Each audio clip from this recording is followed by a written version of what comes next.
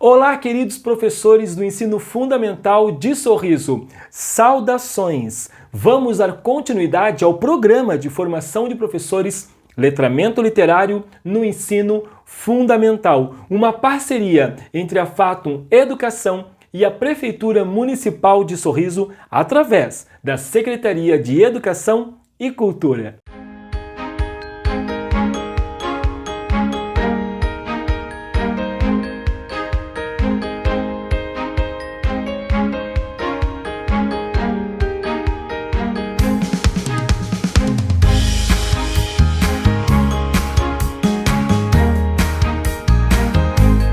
E a nossa conversa de hoje é a BNCC, a Base Nacional Comum Curricular, que traz muitos avanços e que norteia a nossa prática pedagógica com todo o suporte teórico e também com os campos de aprendizagem e os eixos que estruturam toda a base do processo de ensino-aprendizagem do nosso ensino fundamental, anos iniciais. E para iniciarmos é preciso dizer que a base não desconsidera os documentos anteriores, mas avança em muitos sentidos para uma educação que cada vez mais foque a criança como protagonista e o professor como mediador dessas atividades. O primeiro de todos os ganhos que nós tivemos com a base foi na educação infantil. Afinal de contas, a base traz os direitos de aprendizagem da criança, trouxe essa possibilidade, essa garantia mínima, para que uma criança que more em qualquer uma das 5 regiões do país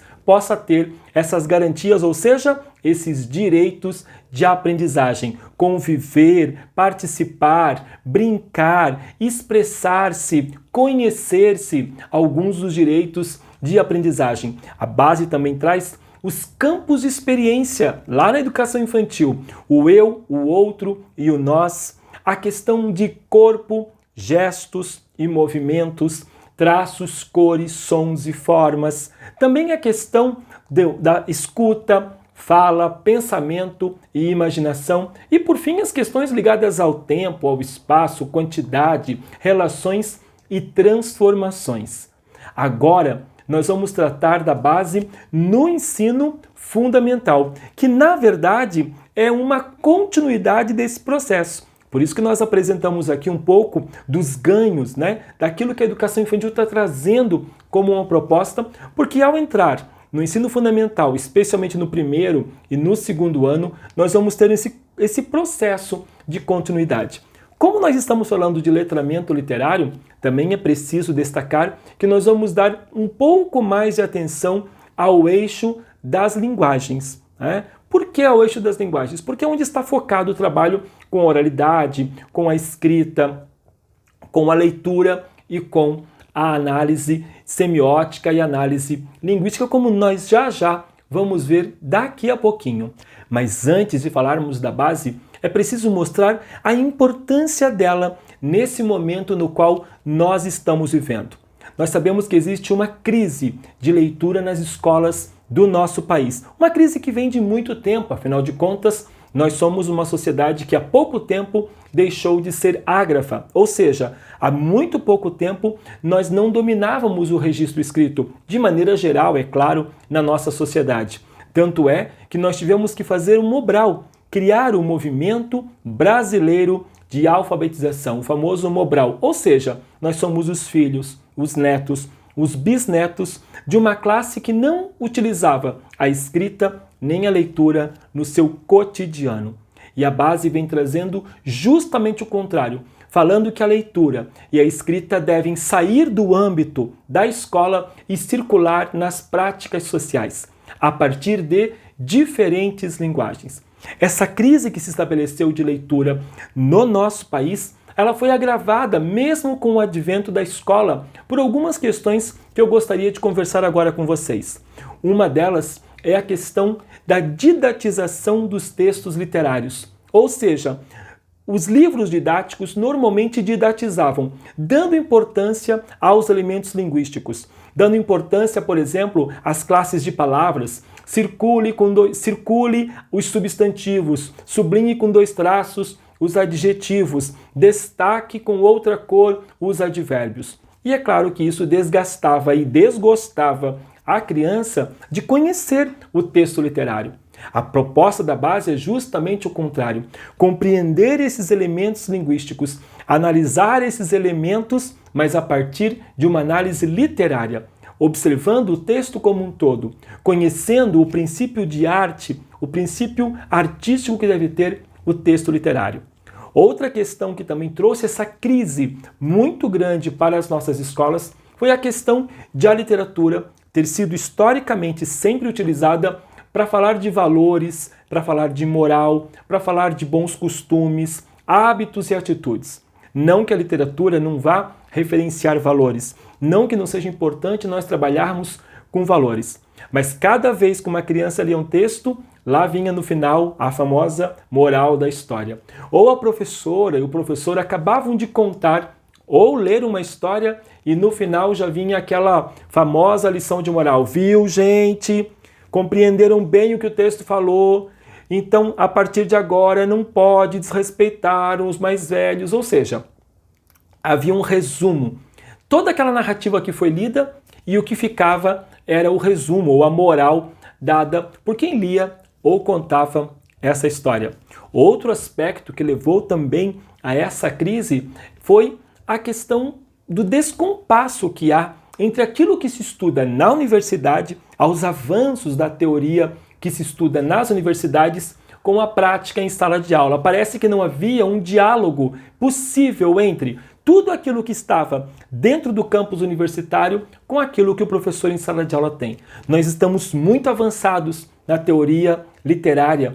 Existem cursos de pós-graduação, mestrado, doutorado que avançaram os estudos acerca da crítica, da circulação, da teoria dos livros no nosso país. Mas muitas vezes isso não ecoa onde precisa chegar. Lá na sala de aula, né, lá no espaço onde a criança está com o professor, com a professora, lendo e escrevendo. Ainda dentro dessa questão da crise da leitura na escola, tem mais dois aspectos para ser levados em consideração. Do mesmo jeito que nós falamos da didatização nos livros didáticos, e a grande valorização apenas dos elementos linguísticos, também é importante falar da fragmentação. Não só o que era colocado de literatura era, de certa maneira, didatizado, pensando nos aspectos gramaticais, mas também fragmentado.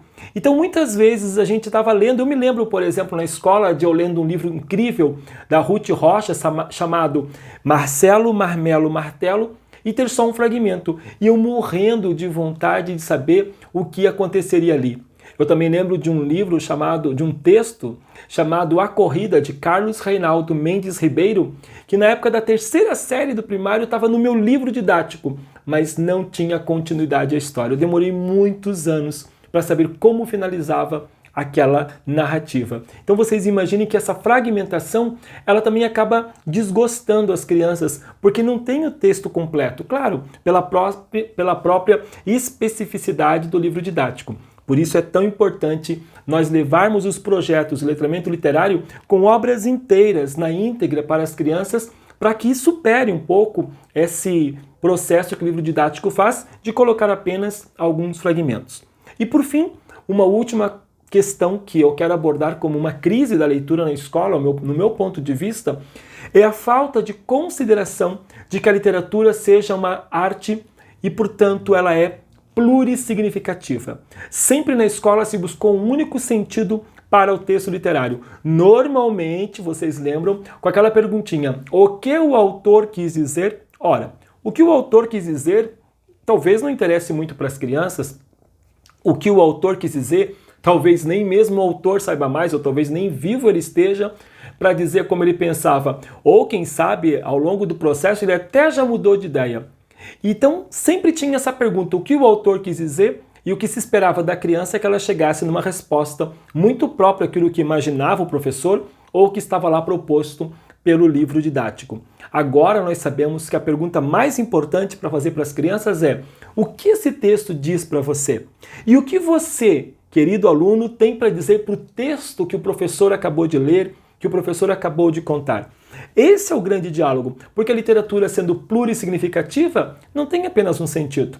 Enquanto a escola ficava preocupada com a moral da história da Chapeuzinho Vermelho, que era não desobedecer à mamãe e não dar ouvidos para estranhos, nós sabemos que existem tantas questões para serem exploradas, tantos sentidos que a própria história produz. Por exemplo, que sensações a Chapeuzinho Vermelho teve quando estava na floresta, quais medos ela sentiu, como foi a sensação de não ver mais a avó ali, ver o lobo no lugar da avó. São questões subjetivas, questões humanas, questões de conteúdos internos nossos que fazem com que o leitor cresça, que fazem com que o leitor tenha de verdade um contato com a arte, que portanto é plurissignificativa, ou seja, tem muitos sentidos, muitos significados. Se ler, queridos professores, como nós já vimos no começo desse curso, é atribuir sentido. Se ler é atribuir significado, ler literatura. Falar de letramento literário é buscar muito mais sentidos,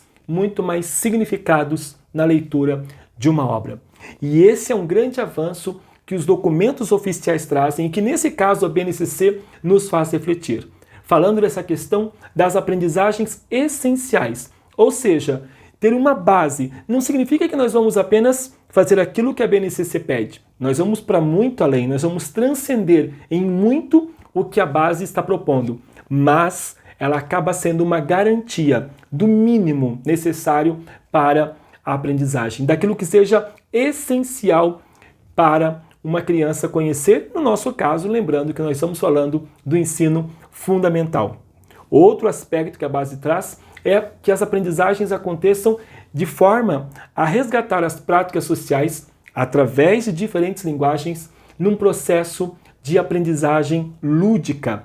Traz a palavra lúdica, essa ideia de aprender brincando, de aprender jogando, de levar a criança ao mundo, né, do conhecimento, mas sempre a partir de um processo lúdico. A BNCC, é claro, está organizada em áreas de conhecimento, quais sejam as linguagens, a matemática, as ciências da natureza, as ciências humanas e o ensino religioso. Lembrando que o nosso foco aqui sempre é falar da área das linguagens, que hoje a BNCC traz como linguagens não só a língua portuguesa, mas a educação física, artes, a língua estrangeira, libras, ou seja, todas as linguagens estão dentro desse campo, linguagens que é muito aberto e possibilita a criança se desenvolver de maneira integral, de maneira saudável, ao dominar essa linguagem, ao praticar essa linguagem, ao usar essa linguagem nas mais variadas circunstâncias que a vida pode lhe oferecer. E também dentro dos campos de língua portuguesa, nós temos que tratar dos eixos principais, quais sejam leitura de textos, produção de textos, oralidade, análise linguística e semiótica. Sempre é importante lembrar que o letramento literário pertence ao campo das linguagens e que dentro das linguagens está a língua portuguesa.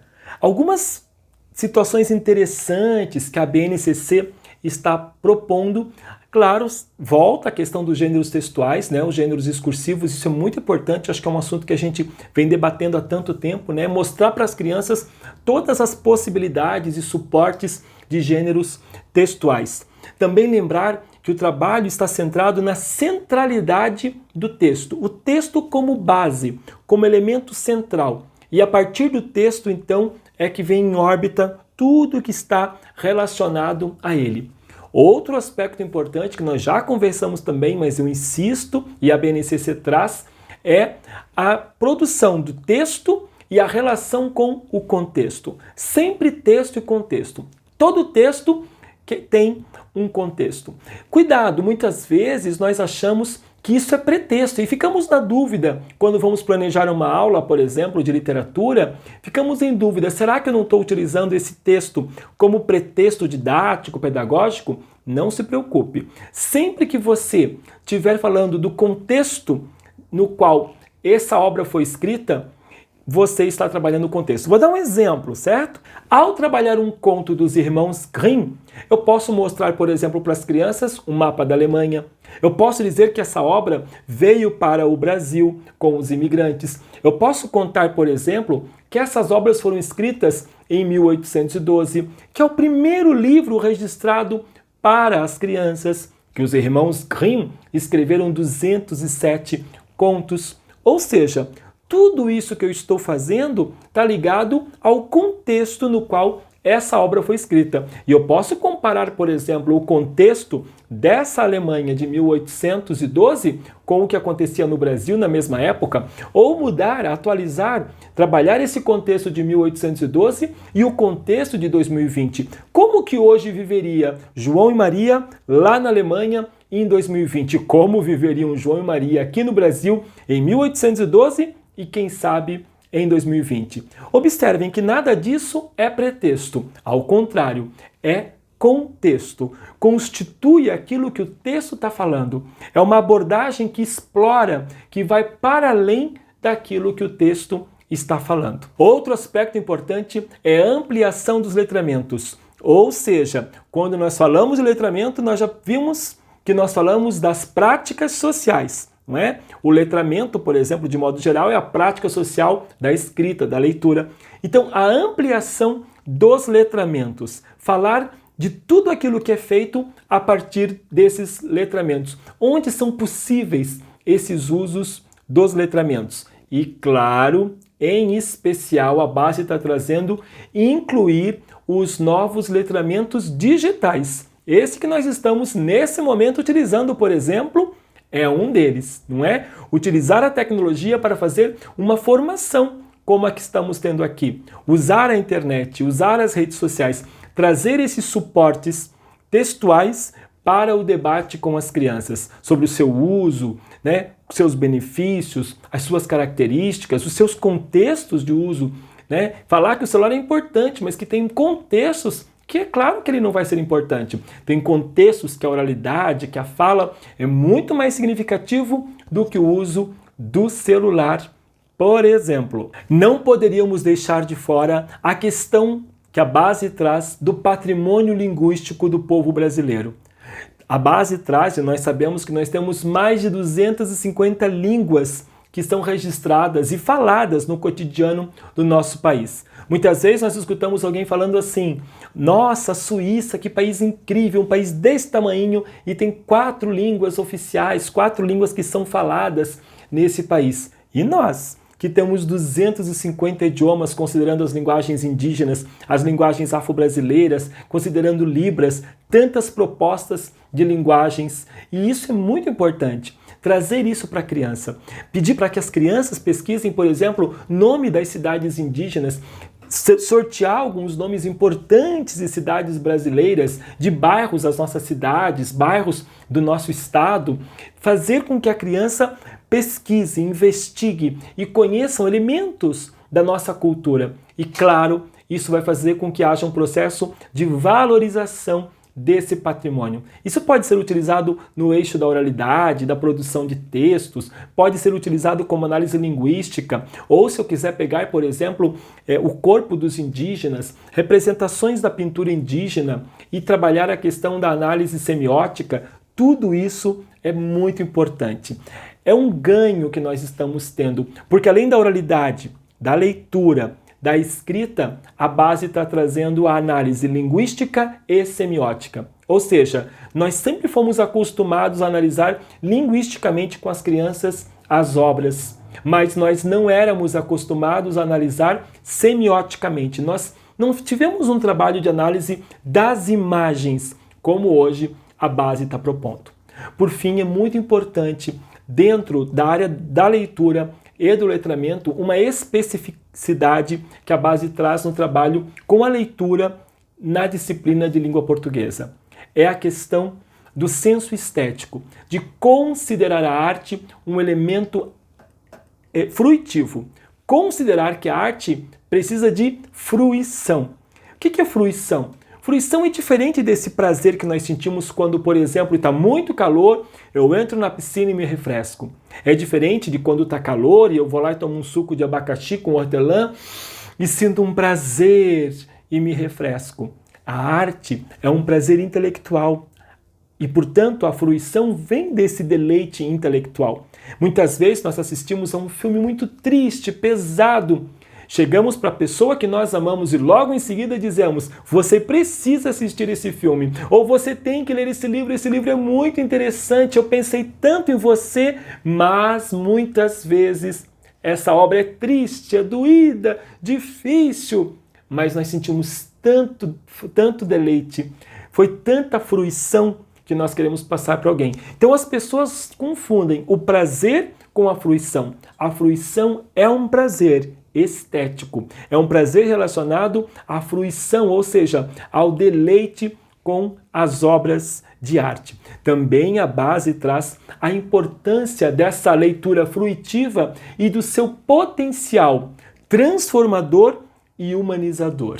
É lindo falar que a literatura tem esse caráter duplo, né? Ao mesmo tempo que ela humaniza, ela também nos transforma. Ela potencializa o que há de melhor em nós. Observem que então a base não fica presa apenas àqueles elementos didáticos ou pedagógicos ou elementos linguísticos do texto literário, mas avança em muito, dizendo que é muito importante que a arte seja fruitiva. Eu posso fazer 1000 explorações dos contextos, eu posso explorar ludicamente o texto literário, mas sempre levando em conta o seu caráter plurissignificativo, ou seja, muitos significados que a obra de arte tem. E, acima de tudo, o seu potencial transformador, humanizador. Muito bem, queridos professores, então, nesse programa de formação de professores, letramento literário no ensino fundamental, nós tratamos de algumas questões a ver. Falamos do que é o letramento, conceitos, características. Depois nós falamos do processo de análise e seleção de obras para serem lidas ou contadas para as crianças. Quais obras eu seleciono? O que eu devo levar em conta na hora de selecionar essas obras? Falamos na sequência sobre o revisitamento dos contos de fadas, ou seja, os contos que as crianças tanto conhecem e tanto gostam podem ser revisitados e trabalhados em vários aspectos. A questão da oralidade, da leitura, da análise linguística e semiótica e, por que não, da produção de textos também. E para fechar esse curso, nós falamos sobre a BNCC, todos os seus avanços e como ela percebe a língua portuguesa, a área das linguagens dentro desse novo processo que coloca o aluno como protagonista e o professor como observador e mediador dessas relações. Foi um grande prazer estar com vocês, uma grande satisfação. Espero que vocês leiam todos os textos, façam as atividades de reflexão e nós nos vemos muito em breve. Até mais!